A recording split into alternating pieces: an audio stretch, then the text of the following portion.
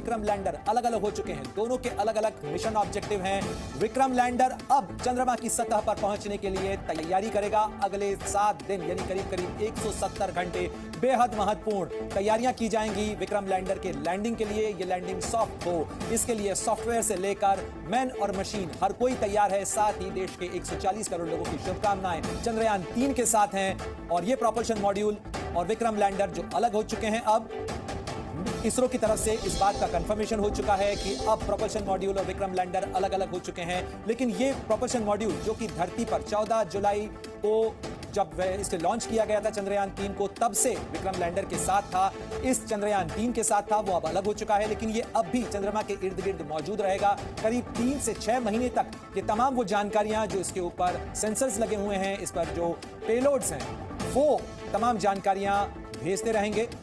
और सचिन भामा जी और साथ ही बीके त्यागी जी लगातार हमारे साथ बने हुए हैं, वरिष्ठ वैज्ञानिक हैं। और मैं आपका रुख करना चाहूंगा त्यागी जी, सबसे पहले ये जो सेपरेशन अब हो चुका है, जिस तरीके से हम बात कर रहे हैं कि अगले 7 दिन बहुत महत्वपूर्ण प्रिपरेशंस विक्रम लैंडर के लिए।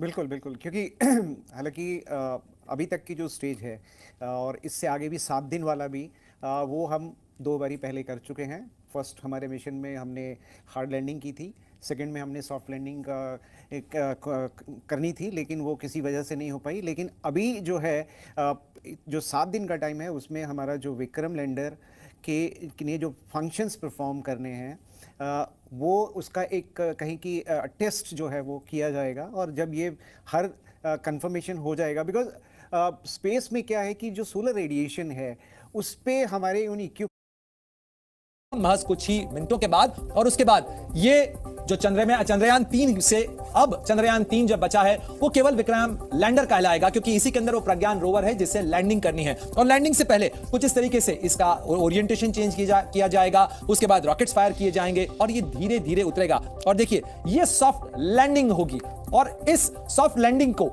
अंजाम देने के लिए जो बेहद महत्वपूर्ण चीजें हैं वो होंगी इसके अंदर। त्यागी जी, मैं चाहूंगा कि आप आए जरा, वरिष्ठ वैज्ञानिक, क्या प्रक्रिया है इसके अंदर, क्यों इतना कॉम्प्लेक्स होगा ये तमाम चीजें। सर, ये जो सेपरेशन मॉड्यूल हमने देखा, जो सेपरेशन होना है, यानी अब कुछ देर बाद प्रोपल्शन मॉड्यूल अलग हो जाएगा और उसके बाद में जो विक्रम लैंडर है, यहां जो सेपरेशन हो रहा है, इसके बाद क्या क्या प्रक्रिया हो रही है? देखिए, ये अब ये 2 यूनिट हो गए, दोनों का काम अलग अलग है। हमारा जो प्रोपल्शन मॉड्यूल है उसको भी एक काम दिया गया है, वो अपना, उसके पास भी पेलोड है, वो अपना काम करेगा, वो उधर सर्कल में उस ऑर्बिट में घूमता रहेगा। यानी ये प्रोपल्शन मॉड्यूल सर चंद्रमा के इर्द गिर्द चक्कर लगाता रहेगा, जैसे हमारा ऑर्बिटर था उसी तरीके का काम। क्योंकि ये हमारे यहाँ पर जो यहाँ चंद्रमा से पृथ्वी की फोटोग्राफी करेगा, और फोटोग्राफी उस, यानी आज के बाद जो चंद्रमा की सतह से तस्वीर कुछ इस तरीके की नजर आएगी, प्रोपल्शन मॉड्यूल भी और विक्रम लैंडर भी। और फिर विक्रम लैंडर को, क्योंकि हमें चंद्रमा पे उतारना है, तो इसका ओरिएंटेशन चेंज होगा।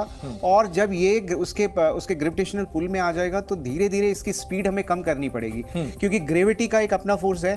और अगर ये उसको हम इसकी स्पीड को अगर हम कम नहीं करेंगे तो ये जो लैंडिंग जो होगी वो सॉफ्ट नहीं होगी, वो कहते हैं धड़ाम से आके गिरेगा। तो वो उस तरह का जो गिरना है उसको हमें कंट्रोल करना है, वो स्पीड से कंट्रोल होगा। तो इसमें हम देखते हैं कि जो डी बूस्ट, यानी यही जो शॉक एब्जॉर्बर्स हैं, ये इसीलिए यहां पर लगा है, ये जब इंपैक्ट से पहले वो है।